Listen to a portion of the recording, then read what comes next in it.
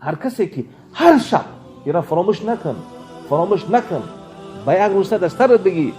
پیامبر خدا چی فرمود؟ هر کسی که هر شب سوره تبارک بخواند، سوره تبارک در خونت که رفتی سوره تبارک رو بخوان. تبارک فقط برای مرده ها نیست،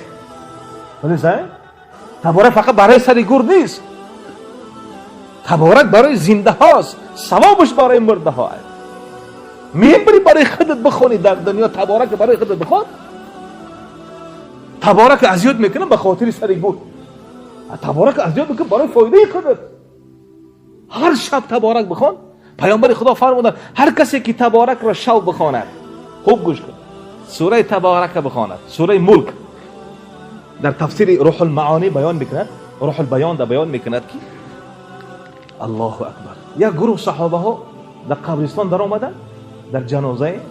یکی از صحابه ها ندانسته پاهاش در بالای گور ماند، پاهاش در بالای گور ماند.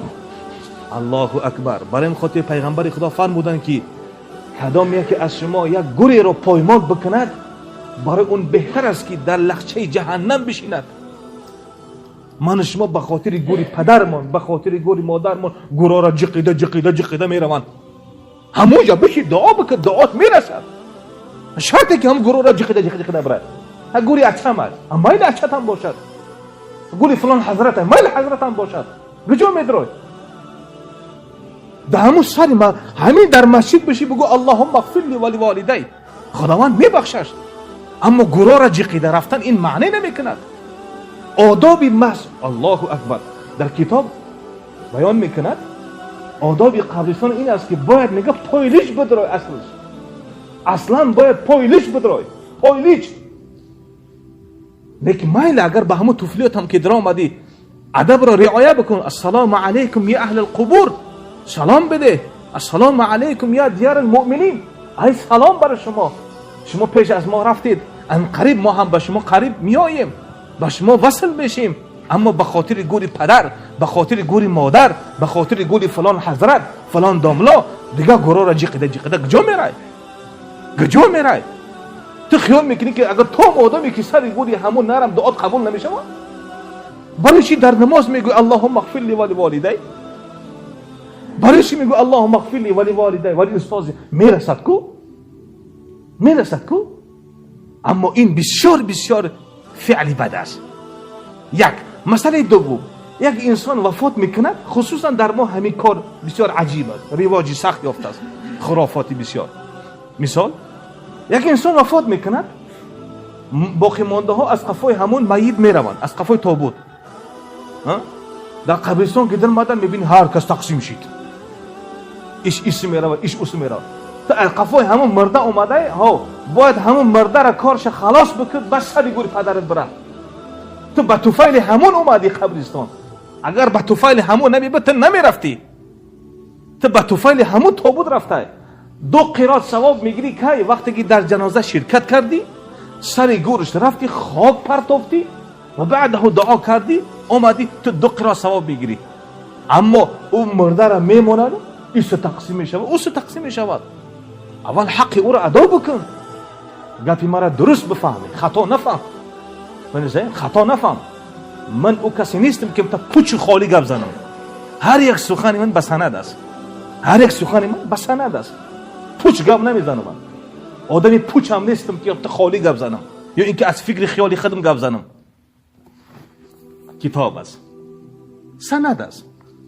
پیامبر اکرم صلی الله علیه و سلم فرمودند که الله اکبر، در لخچه آتشین نشستن برای تو بهتر است از این که گوری برادرت رو پایمال بکنی. همون طوری که در زندگیش پاهات بگی در بالای همون برادر بمون، چه خفه می شود. همون خیلی قبر اونم همون خیلی احترام دارد، قبر استخوان اون همون خیلی احترام دارد.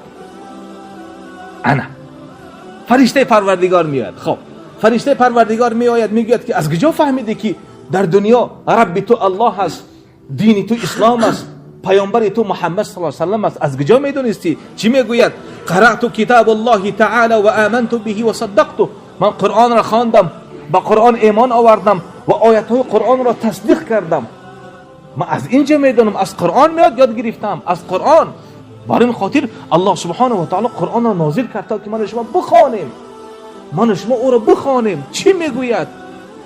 امروز به شرافت رئیس جمهور قرآن ترجمه شدگی است. قرآن ترجمه شدگی است. اگر تفسیر ندانی برای تفسیر خواندن آسان نیست. حداقل همون ترجمه‌اش بخوان، همون ترجمه‌اش حداقل بخوان که چی میگوید. قرآن ها امروز ترجمه شدگی هستند. بخوان. مؤمن چی میگوید؟ میگه که پروردگار، میگه که فرشتگان خدا را میگه که قرأت کتاب الله، من قرآن را خواندم، به اون ایمان آوردم و به اون چیکار کردم؟ باور کردم. فینادی منادی، پس فریاد کننده فریاد میزند. چی میگوید؟ صدق عبدی، بنده من راست گفت. این در داخل گور است. برای مؤمن میگه که بنده من راست گفت. فافرشوا له فراش من الجنه، برای این جاگهی از جنت بیاره در تی پاش بدازه. بنده من در بالای خاک خواه نروه، جاگهی از جنت بیاره در تی کنه بدازه. برای کی؟ برای بنده مؤمن. چی میگه؟ و البسوه لباسا من الجنه، کفن را از تنش بیرون کنید و لباس جنتی را بیاره در تن بنده من کنید. انا وافتحوا له بابا الى الجنه، دروازه جنت را برای بنده من کشاده بکنید تا که روح این تا قیامت را از خوشبوی جنت لذت ببرد. انا یأتی من ریحها و طیبها، بوی جنت، خوشبودار جنت در شمام روح این رسیده می استد.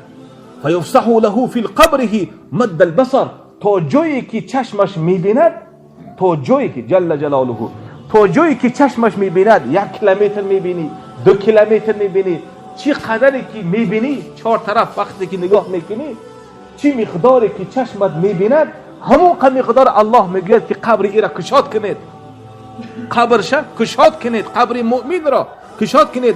و یأتیه رجل حسن الوجه طیب الریح فیقول له ابشر بالذی یسرک، بعده یک مرد زیبا، صورت نمایان زیبا نزد اون می آید، چنان زیبا، لباس زیبا، بوی خوشبودار می آید و برای اون می گوید که خوشا به حالت ای بنده خدا، خوشا به حالت، خوشا به حالت.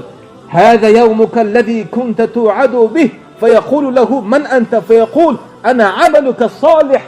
می آید می گوید که خوشا به حالت ای بنده خدا، تو به این روز ایمان داشتی، بر عذاب گور ایمان داشتی، بر کشاده بودن گور ایمان داشتی، به خوشبودار بودن گور ایمان داشتی، به تنگ کردن گورم ایمان داشتی. خوشا به حالت.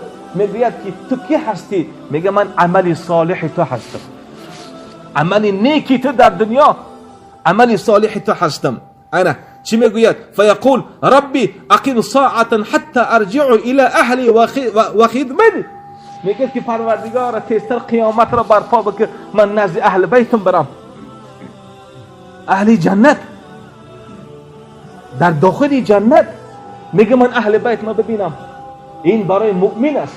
اما کافر وقتی که در داخل گور میماننش، فرشته پروردگار می آید میگه قم باذن الله، با فرمان خدا برخیز. وقتی که میخیزد همین 3 سوالی که برای مؤمن کردن برای همون کافرم داده می شود. من ربک، رب تو کی بود در دنیا؟ در دنیا تو کی را پرستش میکردی؟ پیش کی تعظیم میکردی؟ از کی میخواستی؟ دینی تو چی بود؟ و در دنیا تو پیروی کی بودی؟ پیروی محمد صلی الله علیه و سلم بودی یا اینکه پیروی یهود و نصارا بودی؟ وقتی که یهود وقتی که غیر مسلمان سوال میکنن چی میگوید؟ میگوید که ها لا ادری. انا میگم میگه کافر، انا میگم میگه میگه لا ادری نمیدونم. میگه تو نمیدانستی و نخواهی دانست، در دنیا هم نخواستی که بدانی. وقتی که 3 سوال را جواب داده نمیتواند، او را عذابش میکنن، گوری او را تنگش میکنن. عذاب گور حق است، بسیارترین عذاب گور از کجا سر می شود؟ این را بگم فراموش نکن. پیامبر صلی الله علیه و سلم فرمودند که هر کسی که پیشاب خود را خوب خشک نکند، پیشاب خود را خشک نکرده ببراید، اون به عذاب گور مبتلا می شود، به عذاب گور مبتلا می شود. یکی از عذابهای گور همین است که انسان حاجت خانه که درمد همین تا چختکی پیشاب بکند، همین تا خشوع قاق نکرده ببراید، والله در عذاب گور مبتلا می شود. دوم انسانی که خبر برک خبر بیارک است، خبر کشک است، این هم در عذاب گور والله بالله تالله اگر گرفتار می شود. الله سبحانه و تعالی ما شما را نجات بده.